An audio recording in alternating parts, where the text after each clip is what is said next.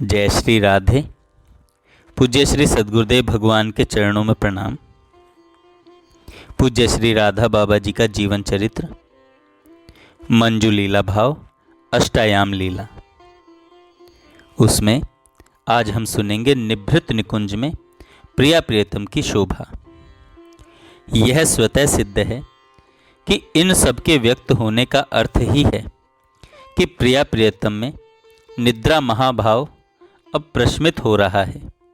लौकिक अर्थ में प्रिया प्रियतम अब जग गए हैं। लो, वृंदा देवी प्रकट हो गई और शुक, सारिका, मयूर, कोकिला, चातक आदि पक्षियों का कलरव चतुर्दिक प्रारंभ हो जाता है। कखटी वानरी वल्लरी पर आसीन सारिका को अस्फुट संकेत देती है और सारिका लवंग शाखा को सुशोभित कर रहे शुक की समाधि भंग करती हुई उसे जागृत करती है। कहती है, भाई सावधान हो, यह पूर्वी पवन जो सौरभ वहन करता प्रवाहित हो रहा है, यह सरोरुहों के अर्ध विकास से प्रसरित हो रहा है। निशावसान समीप है और शुक संबोधित कर रहा है मधुकंठ कोकिल को, सुग्रीव कपोत को, प्रशांत मयूर को। भाई, यह समाधि भाव त्यागो, स्फूर्ति विस्तार करो। देखो, भ्रमरों का दल कमल वन की ओर धावन करता गुंजार कर रहा है। अरे भाई, प्रिया प्रियतम की निकुंज अवबोध लीला में सहायक हो जाओ। और भ्रमरों ने प्रभातकालीन मंगल गान करते हुए ताम्रचूड़ को जागृत कर दिया और ताम्रचूड़ ने अपनी कर्कश आवाज को अति मधुर बनाते हुए बांग लगाई। वृद्ध विचक्षण शुक निकुंज के बहिर्देश से आकर सभी को संबोधित करता है। अहो कोकिलों सुनो, कंदर्प ने तुम्हें जो अपना वीणा यंत्र प्रदान किया है वह किस अवसर के लिए है, उसे बजाओ, परंतु सावधान, पंचम स्वर में अभी नहीं। पहले मंद मंद स्वर में प्रभाती प्रारंभ करो। युगल दंपत्ति प्रिया प्रियतम के नील पीत द्युति श्री अंगों में अभी अभी मुझे एक मनोहर स्पंदन का दर्शन हुआ है और आहा, मेरे प्राणों में उद्वेलन हो उठा और मैं वहां से दौड़ता हुआ सभी को सूचना देने के उद्देश्य से आ रहा हूं। अरे मधुकरों, पद्मों से पराग संचित कर लो। प्रिया प्रियतम के निकुंज से बाहर धरा पर पैर रखते ही प्रथम तुम्हें ही उनके चरणों में भेंट अर्पित करनी है। अब विचक्षण शुक कपोतों को संबोधित कर रहा है। भाई झिंगुरों ने अपनी झनझन ताल का विराम कर दिया है। अब तुम अपना धुत धुत मृदंग वादन प्रारंभ कर दो। आज मदन स्वयं प्रिया प्रियतम के जागते ही उन्हें अपना नर्तन दिखाना चाह रहा है। लो, पक्षियों के संकेत को समीर ने सर्वत्र प्रसारित कर दिया। सरिता, सरोवर, प्रपात, हृद, गिरी सभी ने यह रस भरा संवाद श्रवण कर लिया। श्वेत कमल, रक्त पद्म एवं नीलोत्पल सभी अभिनव आनंद में झूमने लगे।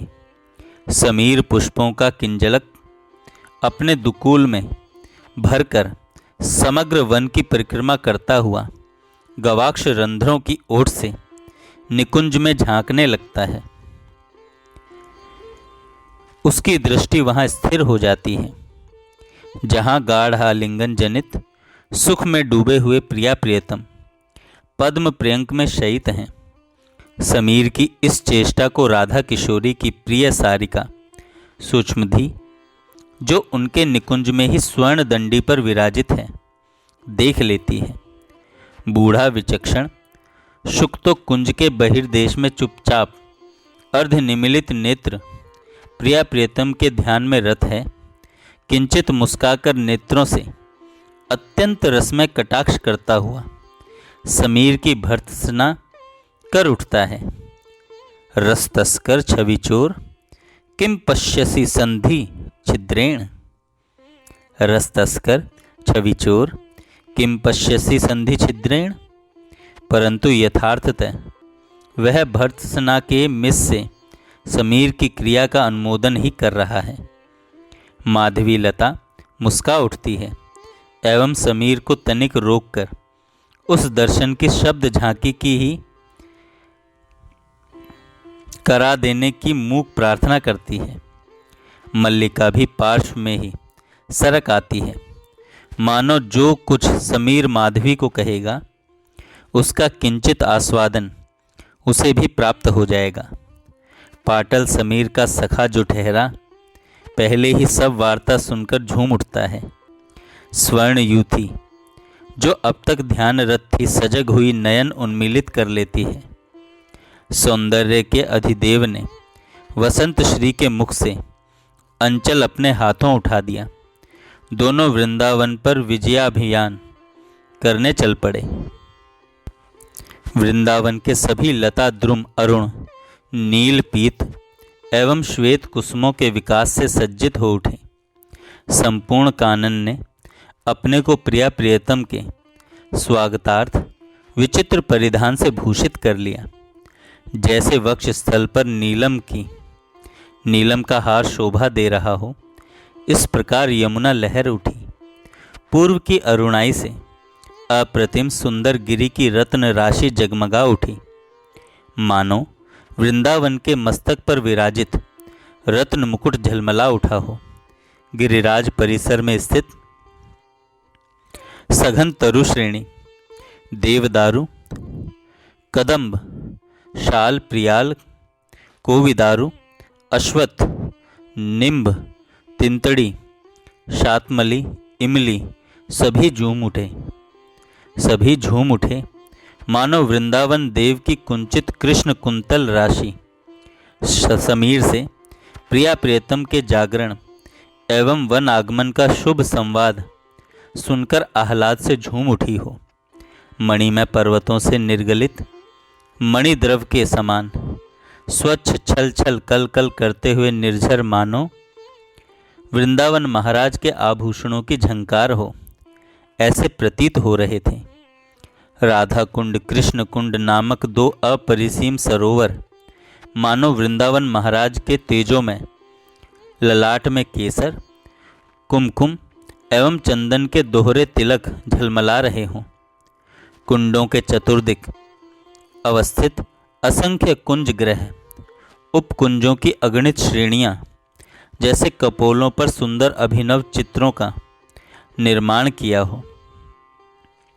नील गगन में उड़ती असंख्य हंसों की पंक्तियां मानो देव वृंद वृंदावन महाराज के मस्तक पर नंदन कानन के पुष्पों की वर्षा कर रहे हों।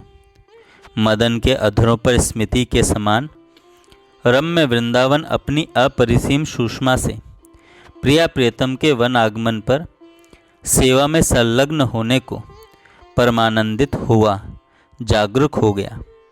नीलोत्पलों की सुंदर शैया में प्रिया प्रियतम आलिंगनबद्ध प्रेम समाधि में लीन है। नवीन अम्बुद राशि को एकत्र कर अभिनव कौशल से एक अपरिसीम पीयूष वर्षी अप्रतिम चंद्र का निर्माण किया गया हो तथा उसकी ज्योत्सना सर्वत्र प्रसरित हो रही हो। इस प्रकार नील सुंदर प्रियतम के श्री अंगों से शोभा का निर्झर झर रहा है। निर्मल स्वर्ण शिला पर जैसे काश्मीर विलेपित हो और जिसके अंतराल से कोटि कोटि राका चंद्रों की सुस्निग्ध ज्योत्सना झर रही हो, जिसकी स्वच्छता और पवित्रता सुरधुनि की शत सहस्त्र धारा को हे बना दे रही हो, वैसी आभा श्री राधा किशोरी के अंग प्रत्यंगों से झलझल झलमल कर रही है।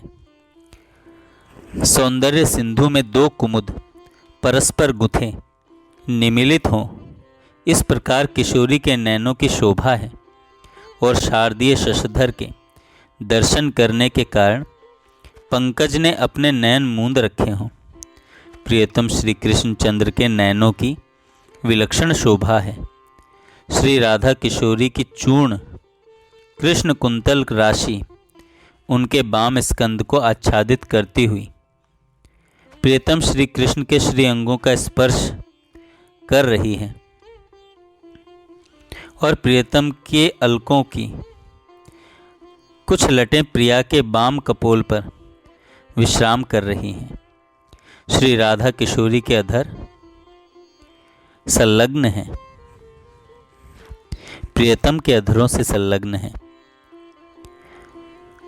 उर्झो नीलांबर पीतांबर महिया, उर्झो नीलांबर पीतांबर महिया, कुंडल सो लर लट बेसर सो पीतपट, हार ही में वनमाल बहियन में बहियां, हंस गति अति छवि अंग अंग रही फबी, उपमा अवलोकिए को पटतर नहिया, काम के कलोल छूटे सेज हूँ के सुख लूटे, सेज हूँ को सुख लूटे, सूर प्रभु विलसत कदम्ब की छैया। निकुंज की सजावट अत्यंत मनोहर है। नील मणियों का मंद मंद नीला प्रकाश सर्वत्र प्रसरित हो रहा है।